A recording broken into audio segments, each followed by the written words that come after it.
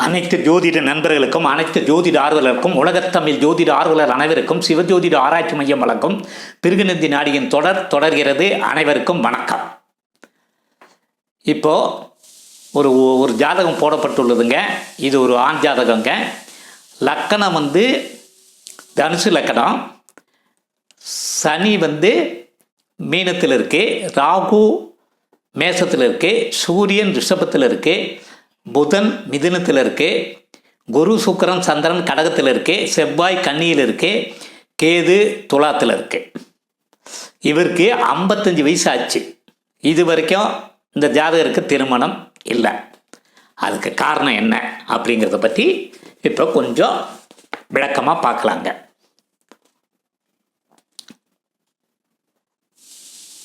இந்த ஜாதகத்தில் கன்னியில் உள்ள திருமணகாரகன் செவ்வாய்க்கு அடுத்த வீடான துலாத்தில் தடையை கொடுக்கும் கேது இருக்கிறாரு. கேதுனாலே தடை. அதுக்கு அடுத்து 4 வீட்டில் கோள்களே இல்லை. பாருங்கள், எல்லாம் காலியாக தான் இருக்குது. லக்கணம் மட்டும்தான் தனுசு. பாக்கி வீடுகள்லாம், அதாவது விருச்சிகம் காலியாக இருக்குது, மகரம் காலியாக இருக்குது, கும்பம் காலியாக இருக்குது. தனுசுலே கோள் இல்லை. அதுக்கப்புறம் 5வது வீட்டில் திருமணக்காரகன் செவ்வாய்க்கு பகைக்கோளான சனி மீனத்தில் இருக்கார். அப்புறம் திருமணக்காரகன் செவ்வாய்க்கு 2 புறமுமே ராகு கேதுவோட பிடியில் இருக்கிறனால திருமணக்காரகன் செவ்வாய் வலு இழந்த நிலையில் இருக்கிறாரு. ராகு கேதுக்கு இடையில் செவ்வாய் இருக்காருங்க. அதனால் செவ்வாய் திருமணக்காரகனுங்கிறது செவ்வாய். அதே மாதிரி செவ்வாய்க்கு பெண்ணுக்கு கணவன். நிறைய காரங்கள் இருக்குது. சகோதரன், அதெல்லாம் நிறைய காரங்கள் இருக்குது. நமக்கு இங்கே தேவையானது திருமணக்காரகன்னு எடுத்துக்கோங்க. அதனால் செவ்வாய் வலுவிழந்து நிற்கிறாரு. அப்புறம் லக்கணத்துக்கு 2ஆம் அதிபதியான சனி. லக்கணங்கிறது தனுசு லக்கணம்.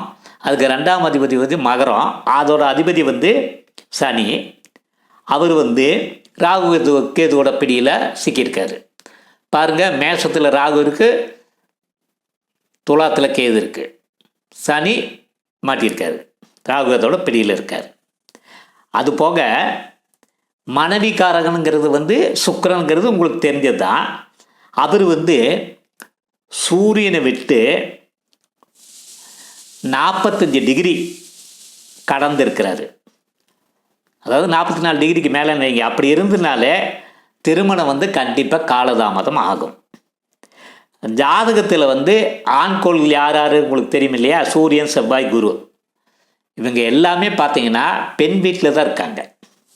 கவனித்து பாருங்கள். ரிஷபத்தில் சூரியன் இருக்குது, அது ஆண்கோள். ரிஷபங்கிறது பெண் வீடு. அதாவது மேஷம் ஆண், ரிஷபம் பெண், அப்புறம் மிதுனம் ஆண். இப்படி 1 by 1 மாற்றி மாற்றி வரும். அது உங்களுக்கு தெரிஞ்சது தான். அதுக்கப்புறம் பார்த்தீங்கன்னா செவ்வாய் குரு. குரு கடகம், அதாவது சந்திரனோட வீட்டில் பெண் வீட்டில் தான் இருக்குது. செவ்வாய் கன்னி, அதுவும் பெண் வீடு அங்கே தான் இருக்குது. அப்போ இந்த பெண் ராசியில் இருந்தாலே இது பாதிப்பு. அப்புறம் லக்கணத்துக்கு 2ஆம் அதிபதி. லக்கணத்துக்கு 2ஆம் அதிபதி யாருன்னு பார்த்தீங்கன்னா தனுசு லக்கணம். லக்கணத்துக்கு 2ஆம் அதிபதி மகரத்திற்கு இருக்கிற சனி. காலபுருஷனுக்கு 2ஆம் அதிபதி யாருன்னு பார்த்தீங்கன்னா ரிஷபம். அது அதிபதி சுக்கிரன். அப்போ சனியே சுக்கிரன்.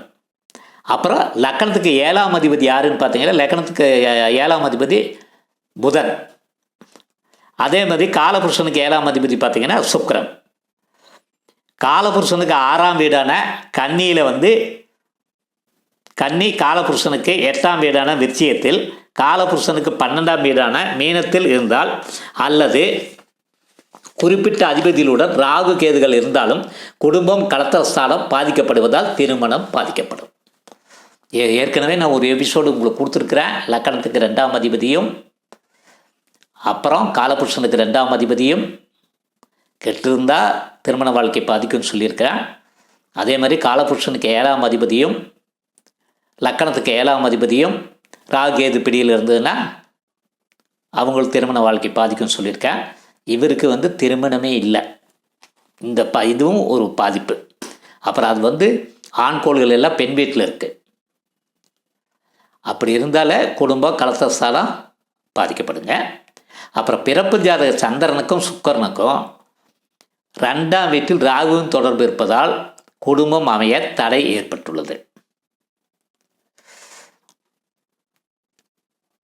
மனைவிகாரகன் சுக்கரனுக்கு திருமணகாரகன் செவ்வாய்க்கும் இடையிலே சந்திரன் இருப்பதால் ஜாதகர் திருமணத்துக்கு தாய் அல்லது மூத்த சகோதரி தடையாக இருப்பார்கள். தாய்க்கும் சந்திரன் தாங்க, மூத்த சகோதரிக்கும் சந்திரன் தான். அவங்க வந்து இவரோட கல்யாணத்துக்கு தடையாக இருக்கிறாங்க. ஜாதகரை குறிக்கும் குருவுக்கு 2 புறமுமே பார்த்தீங்கன்னா